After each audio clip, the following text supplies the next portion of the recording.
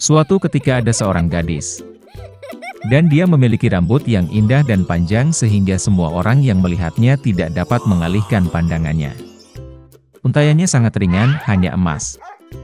Oleh karena itu, mereka memanggilnya Goldilocks.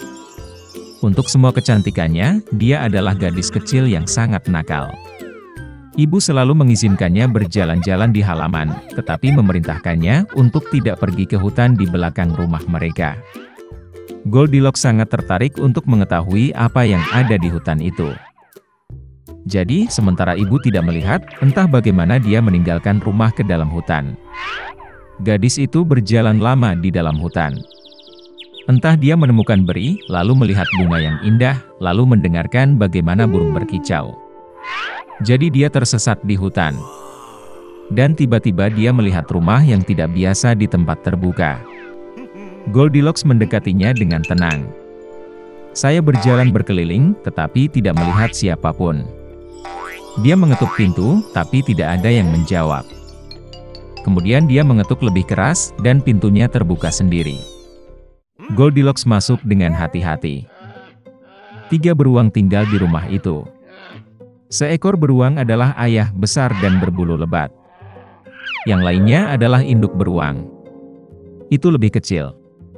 Yang ketiga adalah seekor beruang kecil. Beruang tidak ada di rumah karena mereka berjalan-jalan di hutan. Gadis itu memasuki kamar dan melihat 3 mangkuk bubur di atas meja. Mangkuk pertama yang terbesar adalah ayah beruang. Mangkuk kedua yang lebih kecil adalah induk beruang, dan yang ketiga yang terkecil adalah anak beruang. Di dekat setiap mangkuk ada 1 sendok besar, sedang, dan kecil. Goldilocks sangat lapar sehingga dia pertama kali ingin makan dari mangkuk besar. Dia mengambil sendok terbesar, mengambil bubur, mencicipinya, tetapi buburnya terlalu panas. Kemudian dia mengambil sendok berukuran sedang, mengambil bubur, mencicipinya, tetapi buburnya terlalu dingin. Akhirnya dia mengambil sendok kecil dan mencicipi bubur dari mangkuk kecil. Bubur ini tidak panas atau dingin pas. Dan Goldilocks memakan semua bubur dari mangkuk kecil. Setelah makan, gadis itu ingin duduk, dan melihat 3 kursi di dekat kompor, 1 besar, yang lain lebih kecil, dan yang ketiga, sangat kecil, dengan bantal merah kecil.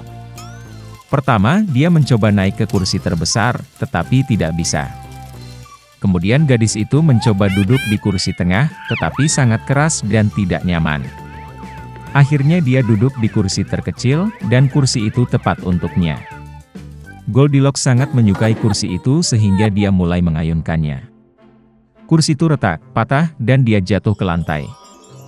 Gadis itu bangkit dan pergi ke ruangan lain.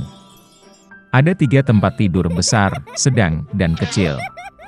Pertama, Goldilocks naik ke ranjang pertama, tetapi ranjang itu terlalu tinggi dan keras. Saya berbaring di bagian tengah, terlalu luas dan lembut. Gadis itu berbaring di ranjang ketiga yang terkecil. Dia tepat untuknya. Goldilocks merasa sangat nyaman dan nyaman sehingga dia segera tertidur. Gadis itu tertidur lelap ketika keluarga beruang kembali ke rumah. Beruang menjadi sangat lapar dan segera pergi ke meja. Melihat mangkuknya, Papa Bear sangat marah. Seseorang sedang memakan buburku. Dia menggeram. Ibu beruang juga melihat ke dalam mangkuknya dan menggeram pelan. Seseorang juga makan dari mangkukku. Dan anak beruang melihat mangkuk kosongnya, berteriak keras, seseorang tidak hanya makan dari mangkukku, dia memakan semua buburku. Beruang itu mencium ada sesuatu yang tidak beres, meninggalkan meja, dan mulai melihat sekeliling.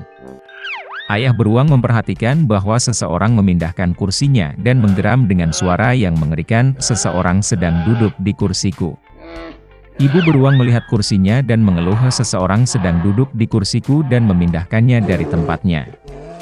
Dan kemudian, beruang itu melihat kursinya yang rusak dan sekali lagi berteriak dengan keras, seseorang tidak hanya duduk di kursiku, tapi juga mematahkannya. Ketiga beruang itu dengan hati-hati masuk ke kamar tidur. Seseorang sedang berbaring di tempat tidurku dan meremasnya. Papa Bear meraung dengan suara yang mengerikan. Dan seseorang juga berbaring di tempat tidurku dan meremasnya, geram ibu beruang. Teddy Bear melihat ke tempat tidurnya dan berteriak lagi, "Seseorang sedang berbaring di tempat tidurku." Dan kemudian dia melihat gadis itu dan menjerit dengan suara pelan, dan masih tidur di dalam dia. Ayah dan ibu beruang pergi ke tempat tidur dan melihat bahwa seorang gadis kecil sedang tidur di sana. Goldilocks terbangun dari jeritan anak beruang, dan sangat ketakutan. Ada 3 beruang di depannya. Dia langsung melompat keluar rumah, dan berlari kemanapun matanya memandang, tanpa melihat ke belakang. Gadis itu berlari sangat lama, dia sangat lelah, dan kemudian dia melihat ibunya, yang mencari putrinya yang hilang di hutan. Sejak itu, Goldilocks selalu mendengarkan ibunya, dan tidak melakukan apapun tanpa izinnya. Dia menjadi gadis yang sangat penurut, baik dan baik. Di satu kota besar, 2 anak miskin tinggal di lingkungan itu, Kai dan Gerda, yang saling mencintai seperti kakak dan adik.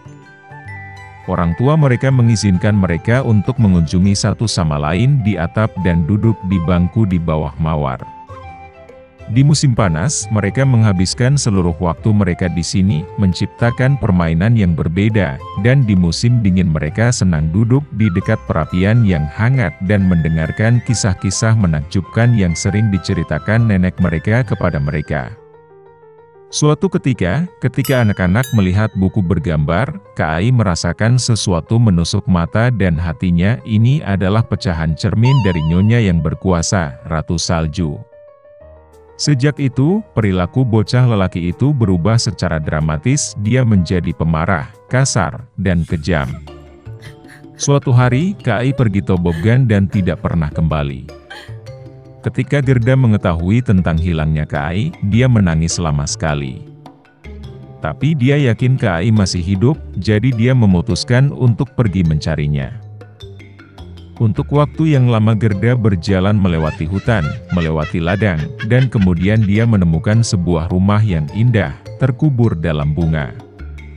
Nyonya rumah keluar padanya itu adalah penyihir tua dengan topi jerami besar. Wanita tua itu sangat menyukai Gerda, dan karena itu dia memikat gadis malang itu dan meninggalkannya bersamanya selamanya. Gerda lupa tentang tujuan perjalanannya, dan menghabiskan banyak waktu bermain di taman indah dari Nyonya rumah yang ramah.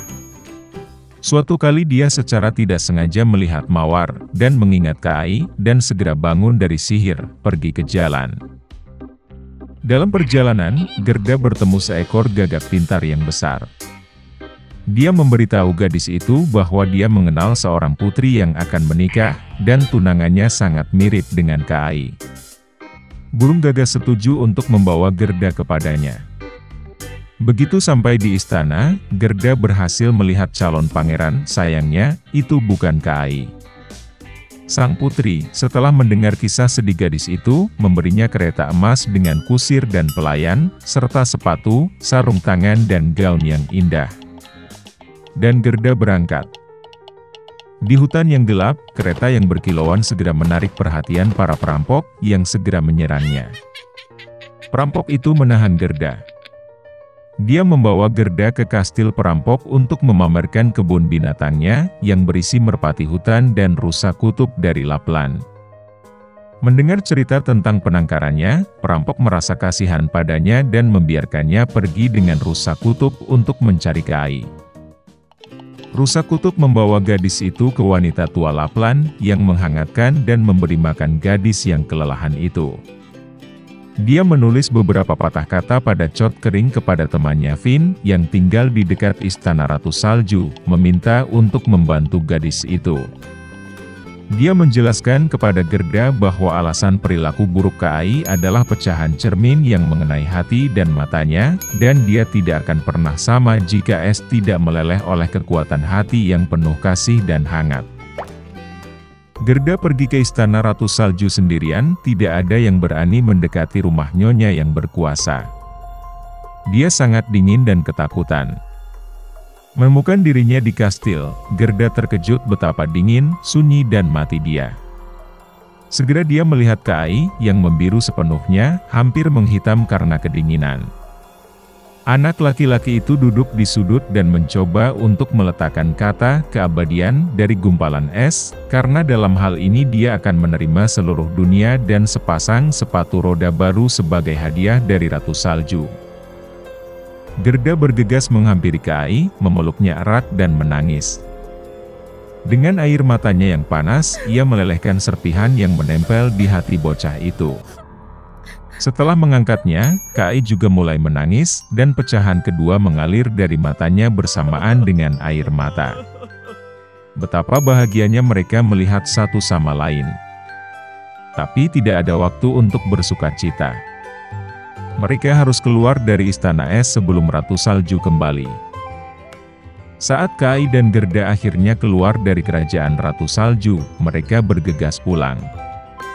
Dalam perjalanan pulang, mereka bertemu dengan semua teman yang membantu Gerda dalam pencariannya. Di rumah, mawar mekar favorit mereka menunggu mereka, dan semua yang terjadi segera dilupakan oleh mereka, seperti mimpi yang berat.